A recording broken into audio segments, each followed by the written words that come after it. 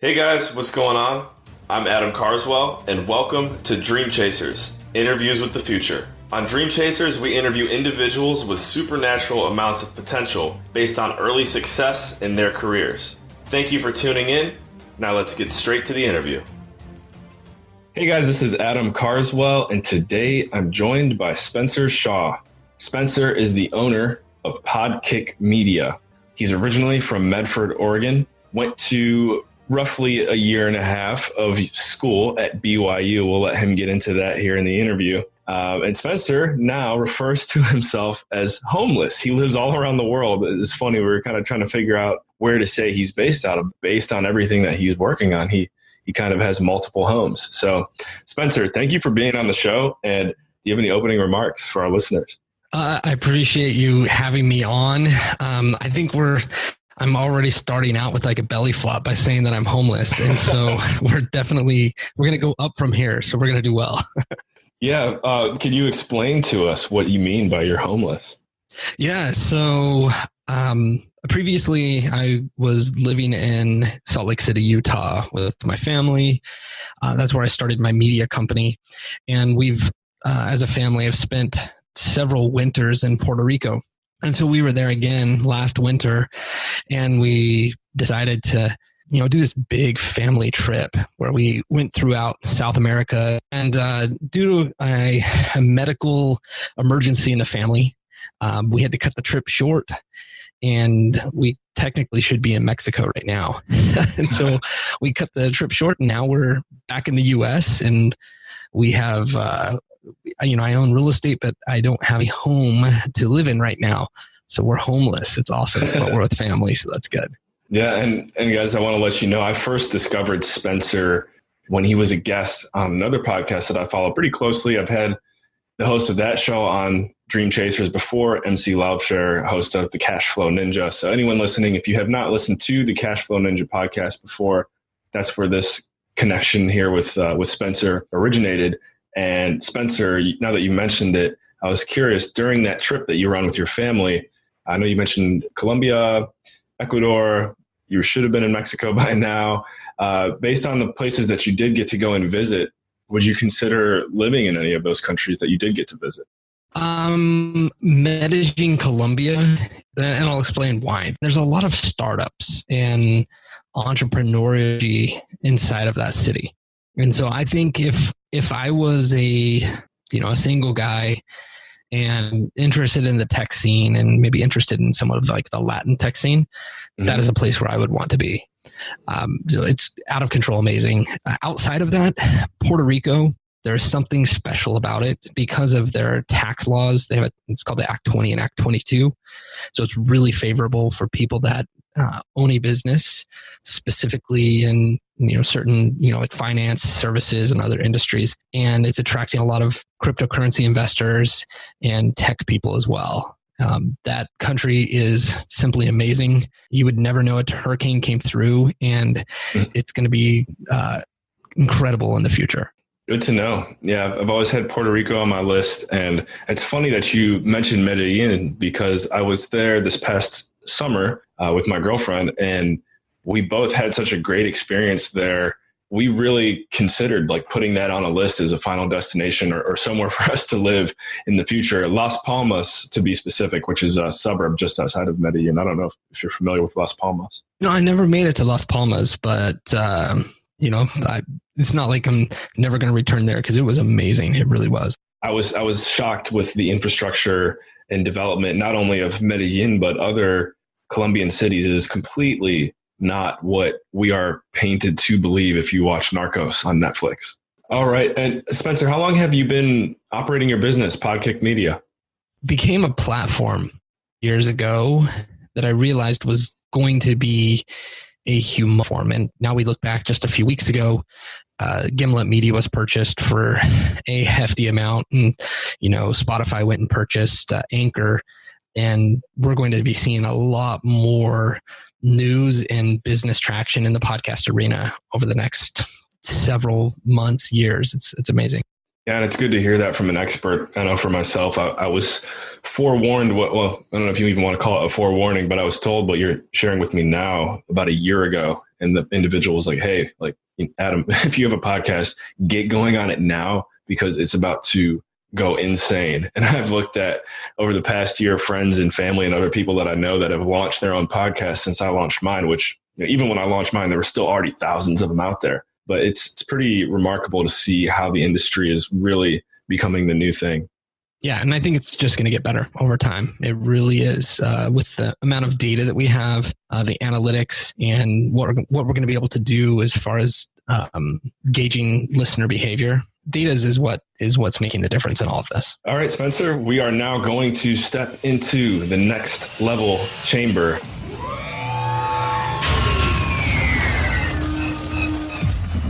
When did you realize this was something you wanted to take to the next level? You know what happened is this, like I have owned a lot of different companies over the years. Some have done well. Some have done fantastically well at exploding. So like an array. But I had this company and I saw where the marketplace was going. And when I fully realized that, I made a decision, one, to buy out the co-founder that I started this with, is a close friend of mine. Mm-hmm. So I did that because I wanted control, and he wasn't all the way in. He wanted to work on other things, and he's an awesome guy. We're still friends. Good. But I wanted full control. That was the moment when I went all the way in, and it became the game changer moment when I bought him out. Mm-hmm. And so I have to ask, with since buying him out, with the product and service that you're providing, can you actually describe the product and service and how it's adding value to the world? Yeah, of course. For a lot of businesses, and we only work with businesses. We don't do stuff with, we don't do comedy or relationship or any of that. We only work with businesses. Okay.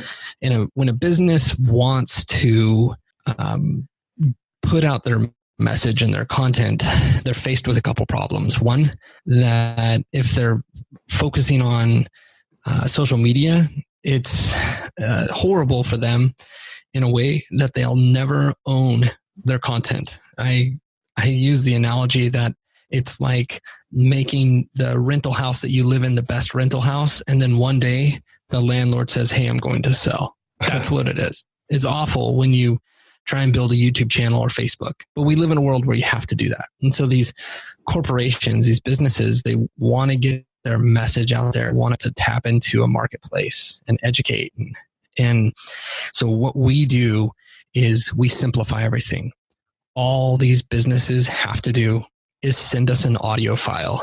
And from there, we do a end-to-end audio editing and production. We create a summary with highlights. We create social graphics. We create a transcription, and then we publish and distribute their podcast. And so we're the machine behind them. And we've got amazing employees and team members that are able to do this. And we are predominantly in the finance, legal, and business marketplaces. And so we do stuff with lots of different law firms, legal tech, places like that. And it's amazing because it makes their life easy and it creates value for their customers. And we're getting to the point now where some of the shows that we do have already been acquired, and they've been acquired for a significant amount of money. So It's amazing. Yeah, that's very unique and very cool. I just had like 12 questions run through my head. I'm going to try and see if I can knock into them. One is, now that you mentioned what the process kind of looks like from a high level, are you guys also given the keys from, we'll just use it as an example because it's cool. And maybe, who knows, maybe these guys are your client. I just don't know. We'll say you're working with Coca-Cola. Does Coca-Cola say, okay, we want to do this with you. Here are the keys to our Instagram, Twitter, Facebook, etc. Or are they posting the content themselves after you create it? That's a good question. We have posted 2 social channels, and we actually do that with 2 brands right now. I don't like to do that.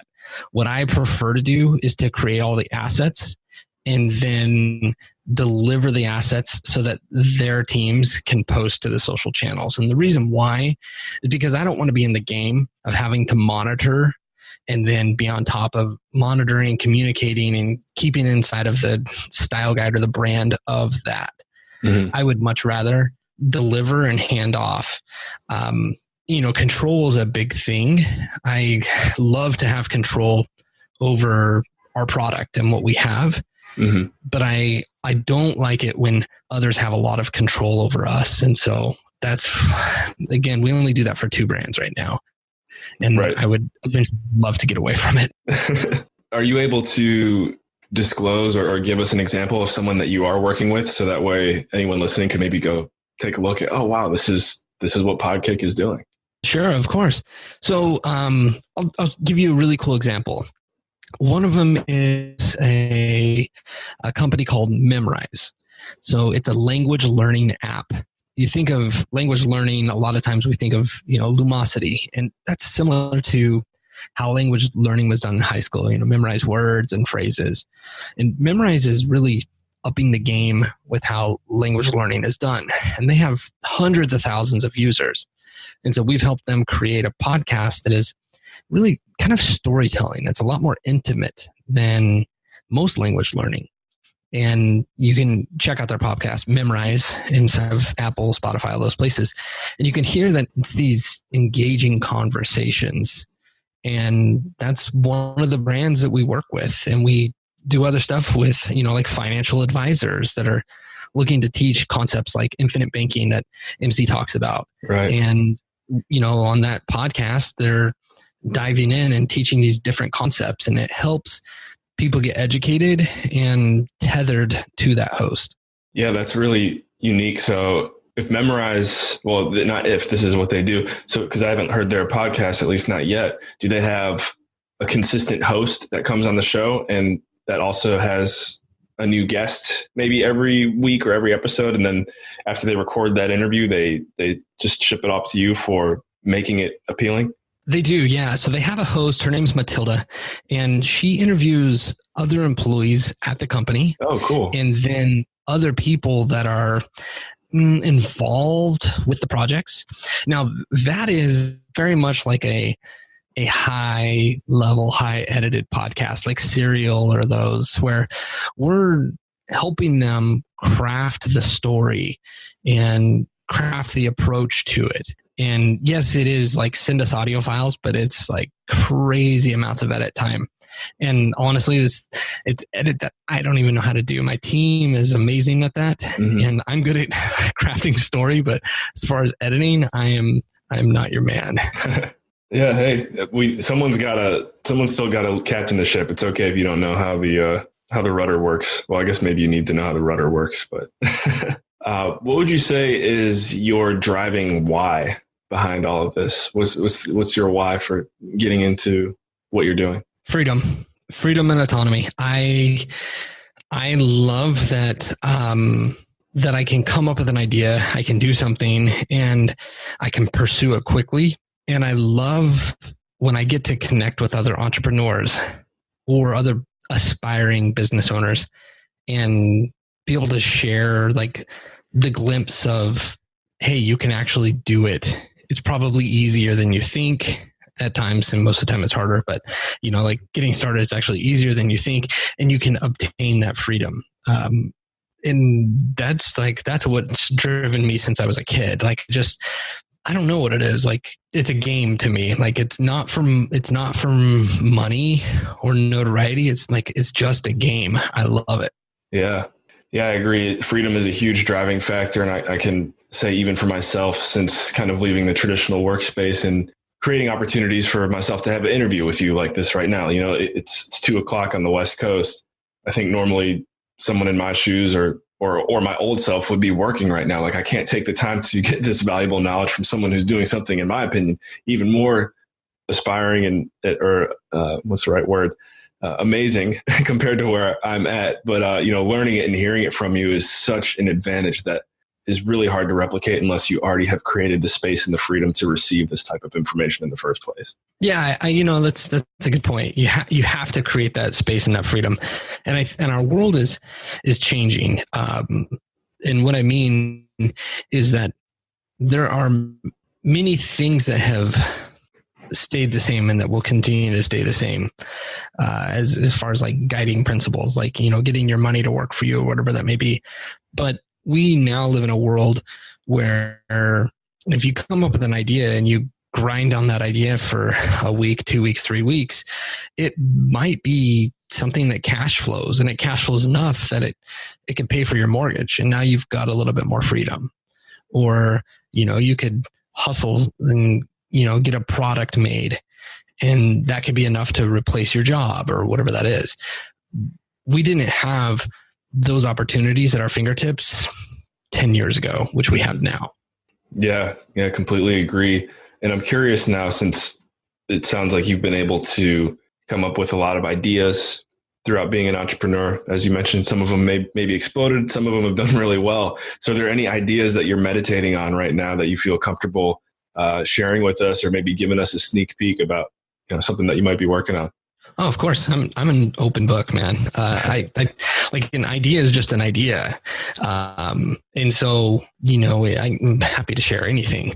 I'll say this right now. It's critically important to control and own an audience. And I don't use controls in like the controlling sense, right, but I mean like as in having that ownership. And especially you and I have libertarian, very similar, libertarian thought. We do. We didn't get to talk about that yet, but maybe. Yeah, dive down there.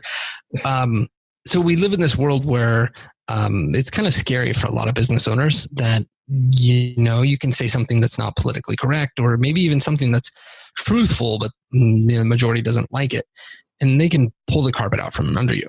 So that's awful.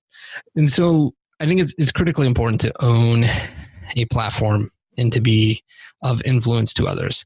The other thing that is really important right now is finding things that are going to have longevity to them and are going to last the test of time. I think that creating the right products are amazing. I mean, talking about physical products.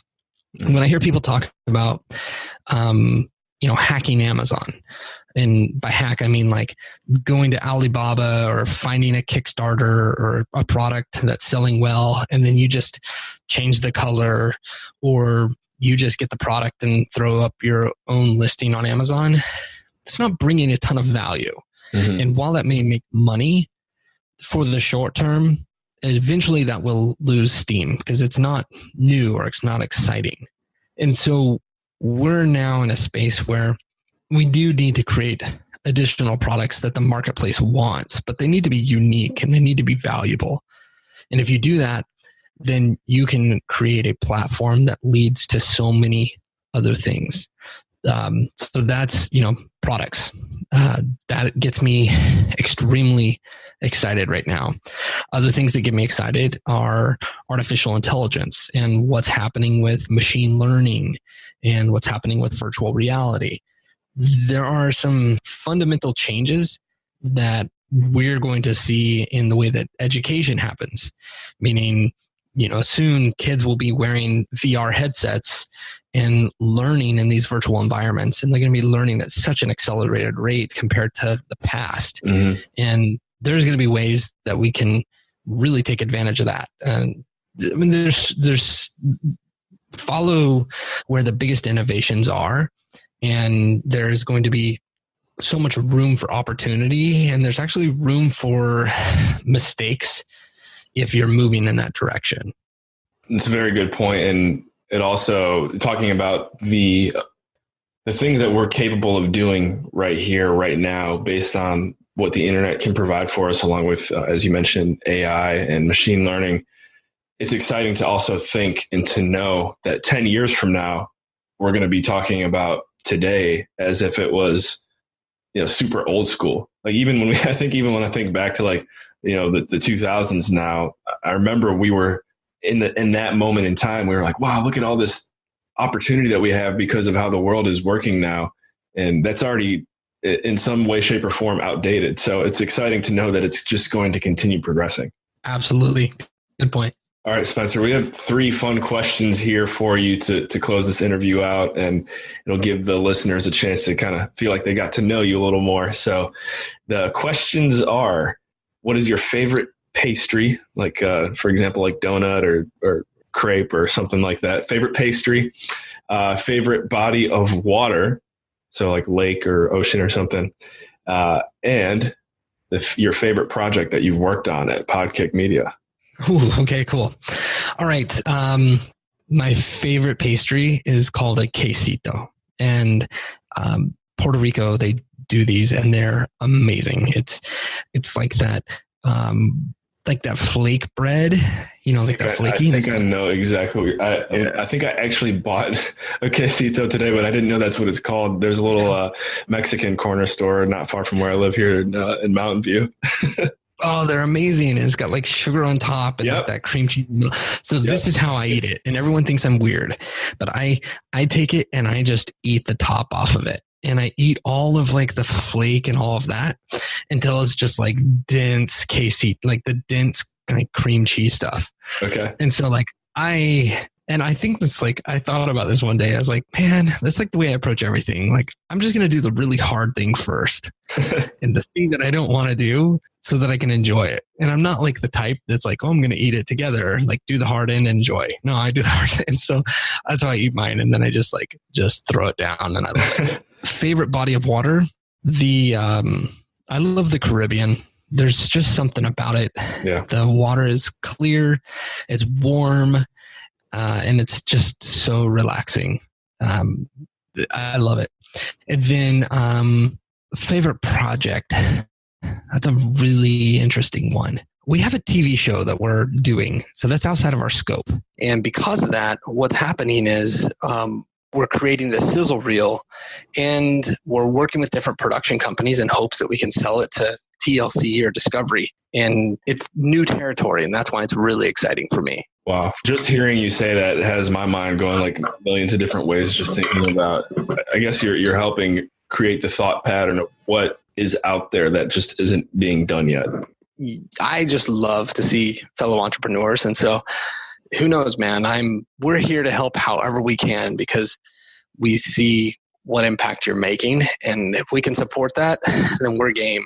We'll totally do it. Spencer, what is the best way for listeners to follow up with you after hearing this interview? So probably the best way is going to our site, podkick.com, or hit me up on LinkedIn, Spencer D. Shaw. And I would love to connect with people and also connect people with other friends of mine. I don't do like coaching programs or things like that. I have nothing against them, but it's not my thing right now. My world is just trying to help as many people as possible. Okay. Well, Spencer, thank you once again for coming on the show. It's been a blast having you. Guys, thanks for tuning into Dream Chasers, Interviews with the Future. We'll catch you in the next episode. And remember, in all you think, say, and do, take it to the next level.